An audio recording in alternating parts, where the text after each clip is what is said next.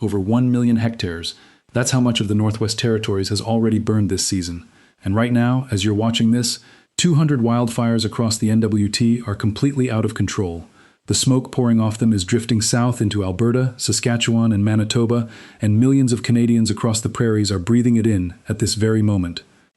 This is a major wildfire smoke event affecting millions of people, and here's the part that should really get your attention. The fire season isn't close to over. So let's break it all down.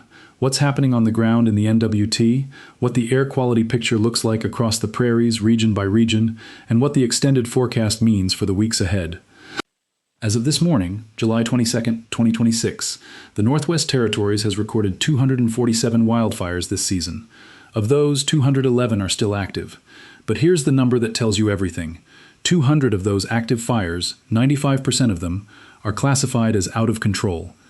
That means crews haven't been able to establish a full perimeter around them. Many are burning deep in remote boreal forest reachable only by helicopter or float plane, forcing crews into hard triage decisions about which fires get full suppression and which ones simply get watched from the air.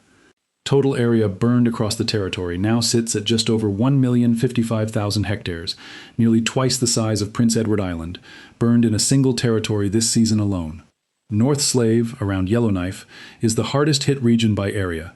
685,000 hectares burned, 65% of the territorial total. There are 67 fires here, 49 out of control. The one bright spot, no new fires reported in North Slave today. But the existing ones are massive. Individual fires that have each chewed through tens of thousands of hectares on their own. Sahtu, around Great Bear Lake, has the highest fire count right now, 78 total, 76 active. 3 new fires were reported there just this morning. A sign conditions are still ripe for fresh ignitions. NASA's satellites captured enormous smoke plumes rising from this region back on July 8th, and the fires have only grown since. Sahtu has burned over 193,000 hectares, 18% of the territorial total. Daicho, in the southwestern NWT, is the region most of you have probably already heard about. It's where Fort Simpson sits. This community of about 1,300 people was under a full evacuation order for nearly 3 weeks after Fire FS-16 threatened to engulf it from multiple directions. In early July, the fire jumped Highway 1 and burned into residential subdivisions south of town, Wild Rose, Gilchrist, and Nagle Heights, destroying at least one home and several outbuildings before crews held the line. Power was cut to those neighborhoods and to the local airport to support the firefight, and air tankers laid down retardant to protect the town site.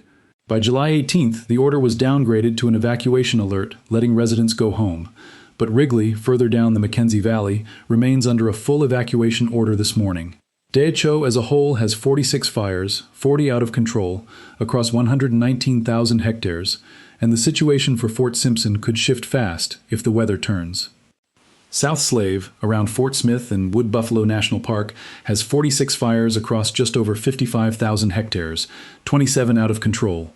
Parks Canada is managing the Bear Creek Wildfire Complex inside the park itself, which has burned nearly 48,000 hectares.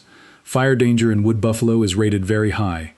Beaufort Delta, the northernmost region near the Arctic coast and the Mackenzie Delta, deserves special attention.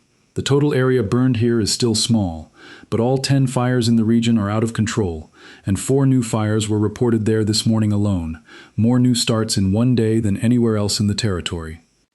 Canada has raised its national preparedness level to 4 out of 5, with the NWT at Agency Preparedness Level 3 and Quebec leading the country at Level 4, a clear sign fire activity is spreading and the demand for shared firefighting resources nationwide is intense. Smoke doesn't respect provincial or territorial borders, and right now the atmosphere is set up to move it a long way. A persistent northwesterly upper-level wind pattern over western Canada is acting like a conveyor belt, carrying smoke from more than 200 NWT fires straight down into the Prairie provinces. As of yesterday, that smoke had already reached northern and central Alberta, and Environment Canada issued air quality warnings, not the milder statements, for communities across the province.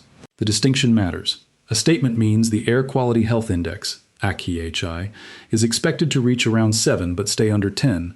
A warning means it's expected to hit 10 or higher for 6 or more consecutive hours. On the AQI scale, 1 to 3 is low risk, 4 to 6 moderate, 7 to 10 high risk, and anything above 10 is very high risk, a real health threat to everyone, not just vulnerable groups. Here's how it's landing community by community. Grande Prairie, a city of roughly 70,000 in northwestern Alberta, woke up to very high-risk air so thick you could taste it. Fort McMurray is at high risk. If you're driving Confederation Drive or Highway 63 in or out of the city, expect reduced visibility and rough driving conditions. And Edmonton, home to more than 1.2 million people, saw smoke settle visibly over downtown and the North Saskatchewan River Valley on Monday morning. An air quality warning is in effect there too, with the haze expected to linger through today. Further east, northern Saskatchewan and northern Manitoba are under special air quality statements, with communities like La Ronge and Lynn Lake, which had its own wildfire evacuation earlier this season, dealing with some of the worst air in the country right now. This is a regional crisis, not a local one. The smoke carries fine particulate matter, PM 2.5, particles 2.5 micrometers or smaller, small enough to slip past your nose and throat entirely and lodge deep in your lungs, from there entering your bloodstream. If you're under an air quality warning today, keep windows and doors shut, run a HEPA air purifier if you have one, and cut out or cancel strenuous outdoor activity, running, cycling, sports, anything that has you breathing hard outdoors. The highest risk groups are anyone over 65, pregnant people, infants and young children, and anyone with a heart or lung condition. Coughing, throat irritation, shortness of breath, or chest tightness are signs you should seek medical attention. Over the next 72 hours, that northwesterly wind pattern is expected to hold, meaning the smoke pipeline from the NWT into the prairies stays wide open. For Alberta, meaningful improvement won't come until there's either a wind shift or real rain, and right now there's no significant precipitation in the forecast for northern Alberta or the NWT. Environment and Climate Change Canada is calling for above-average temperatures across most of the country through late July and into August, with dry conditions persisting across Manitoba and northwestern Ontario as well. The federal government's own modeling flags the Northwest Territories, Nunavut, and northern Manitoba as the areas with the highest fire danger outlook this month. In plain terms, more fires are likely, and the ones already burning aren't likely to be contained soon. Nationally, Canada has now burned through more than 3 million hectares this season. For context, at this same point last year, the country had seen fewer fires overall, 2,913, but had already burned through over 4.6 million hectares. So while fire counts are running ahead of last year's pace, total area burned hasn't yet caught up to 2025's catastrophic numbers. With above-average heat and dryness ahead, that gap could close fast. One more flag before we wrap. Beaufort Delta, with 4 new out-of-control fires reported today alone.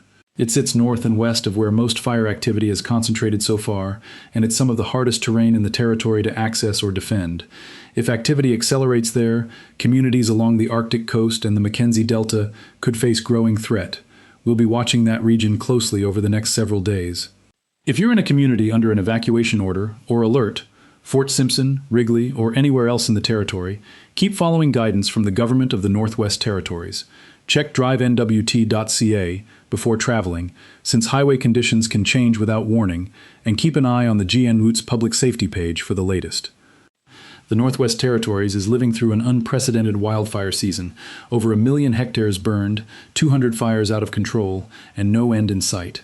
The smoke is actively degrading air quality across Alberta, Saskatchewan, and Manitoba, and that's not changing soon. Beaufort Delta is emerging as tomorrow's hotspot, and an above-average heat and dryness outlook means this story isn't close to finished. This is a fast-developing situation, and I'll be back with daily updates as long as the fire danger and air quality continue to evolve. If this helped, like the video, subscribe, and turn on notifications so you don't miss an update. And share this with anyone you know in Alberta or across the prairies right now. This information could genuinely help keep someone safe. I'll see you in the next one.